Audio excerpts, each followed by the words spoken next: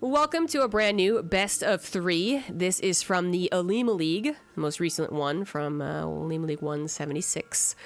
And we have 2 fantastic players, 1 Korean and then 1, oh boy, Taiwanese? I literally could have looked that up before I started talking, but did I? No. Of course I didn't. Yes, Taiwanese. But both playing on the Korean server.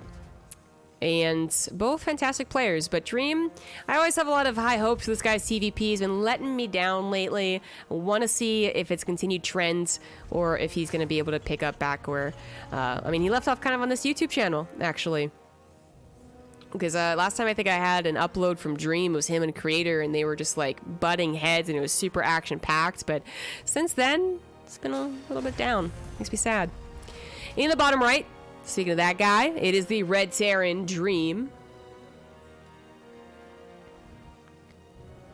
And to the top left, as the Blue Protoss, he is nice playing for TSG. Apparently, this was a situation where the Taiwanese players were playing from a venue at a tournament. So that's a little odd. Less than ideal circumstances, I suppose. And facing Dream is not a small task. Olimoleague has a couple of up-and-comers, has a couple of people that are just very, very obviously going to bomb out in the first series. But it also has a ton of actual pros. Maybe not the like S-tier pros, but certainly A-tier pros that saturate even the round of 16 and the round of 32. So unfortunately, as much as everyone wants a piece of that Olimoleague prize pool, because it's pretty damn good, and you can support it if you go to patreon.com/Olimoleague, it's very unlikely, actually. You kind of have to hope for like a good day where there's not a lot of those S-tier Koreans I was talking about, or that you get a little bit, lucky with the placement and the seeds. But the good news is, even if you bomb out in the round of 32 or round of 16, you do actually still get points, at least in the round of 16, actually. I don't think for the round of 32. But even if you look at the prize money, points go down to at least the round of 8. And the points do matter for that monthly. But you want to be the first place. You want it. You want it. But you have to face people like Cure and Dream and Rogue and Deer and Trap. Like, literally everyone you've heard of in GSL will play in this league, so...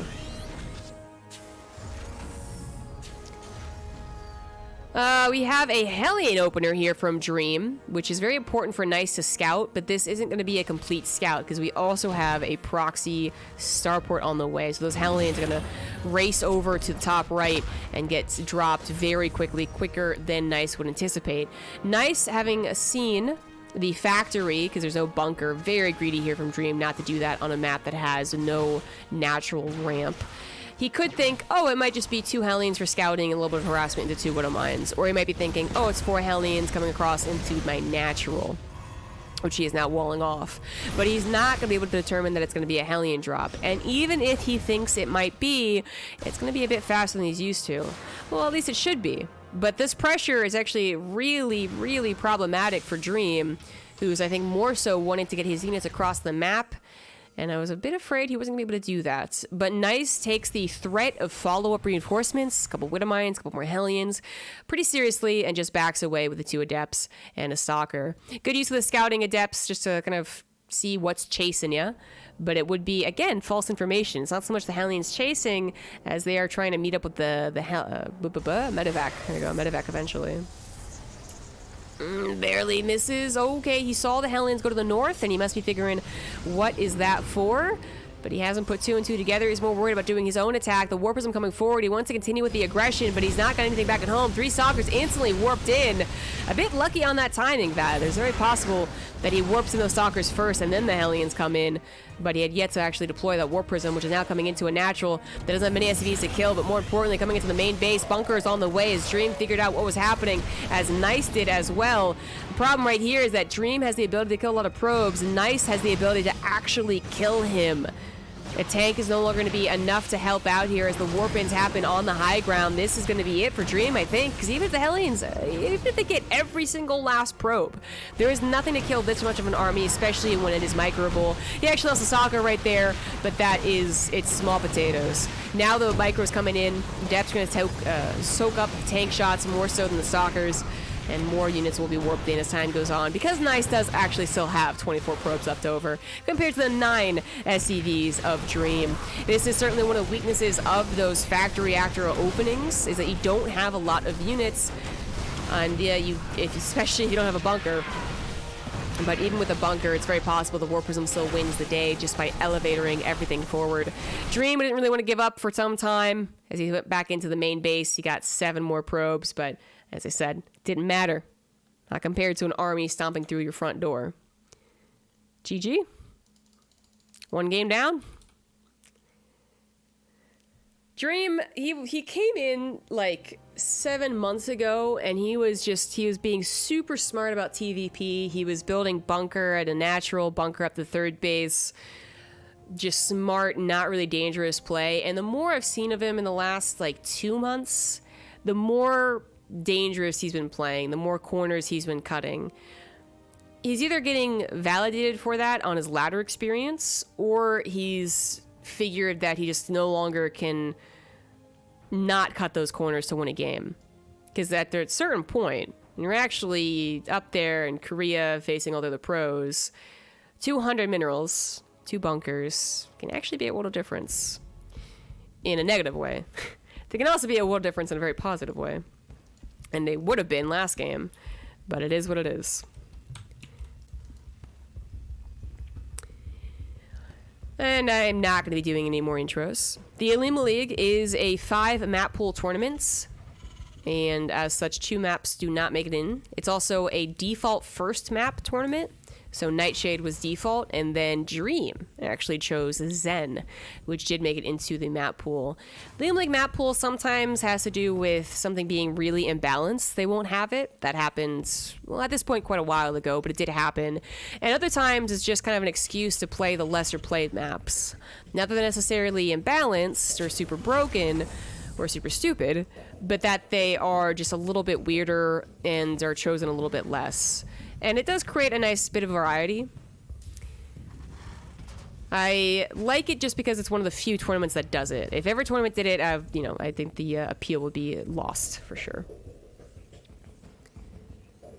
And Nice might be feeling confident about that last game.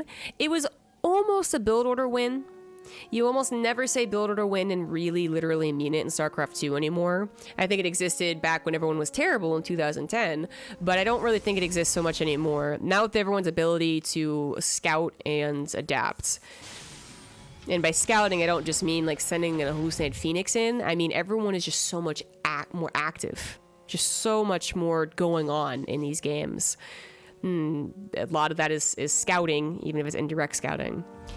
But last game was like kind of close to it, you know. Dream bunker only would have been so helpful. He really needed to be able to get on top of the warp prism or safely siege his tank behind a wall of SCVs, you know, something that even if these were all here, they might not have guaranteed. The simple fact is that he had units that could harass but not defend, and they weren't there to defend anyways, and otherwise his production wasn't very strong.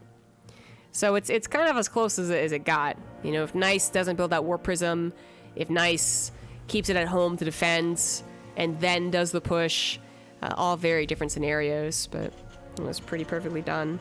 And on Dream's side, even though I know it was a robo-opener, there are a lot of different things you can do with a robo-opener. That's certainly a benefit of it.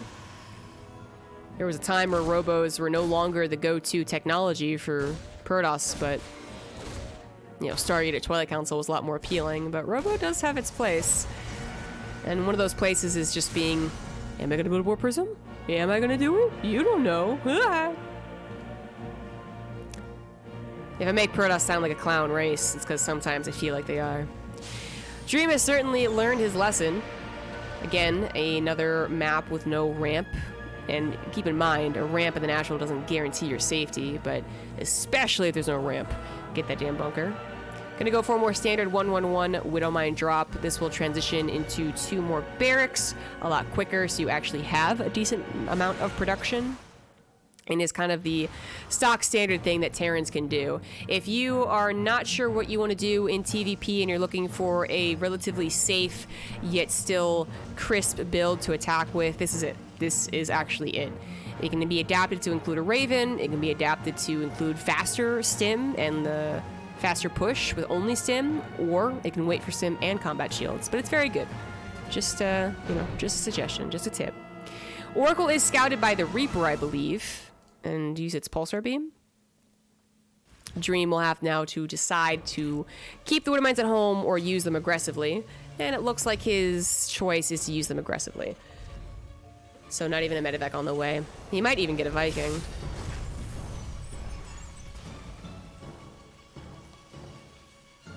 Okay, nice. Actually, not just waiting with the oracles. 3 adepts are here. Oh. Ew, one of these things. So, with a Viking, I'm feeling a lot more confident for Dream. Now, as it is, with the bunker, I already feel more confident, but a Viking would really just, yeah, that's the defense right there.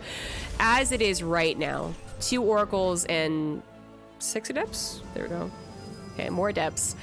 That's going to be able to power down a bunker, especially if it's not full and not repaired, or kill all the SCVs.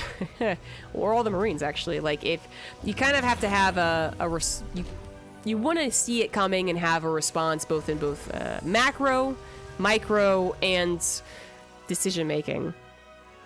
So, not seeing it coming is going to be tough.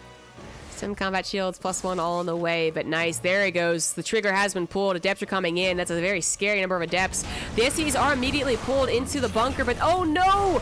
The wrong priority! Oh no! Oh, bummer. That's so bad. I really like that Nice is not just popping the oracles immediately. He didn't really have to. Now he pops them, and that will take care of every last Marine. The adepts do not shade to the natural, of which there's only 1 Marine in that bunker. Don't be fooled. And this is actually going to be it. Not raising that supply depot, not expecting the oracle adept attack has killed Dream. A bit of cheesy Protoss nastiness, but not super uncommon nastiness. Some of this has been brought on Dream himself. Last game, it was kind of a little bit more on him. And this game, well, supply depot. Supply depot, please! And that is how Nice 2-0 Dream in less than like 12 minutes. Now I know what happened. Seeing Dream be taken out so quickly.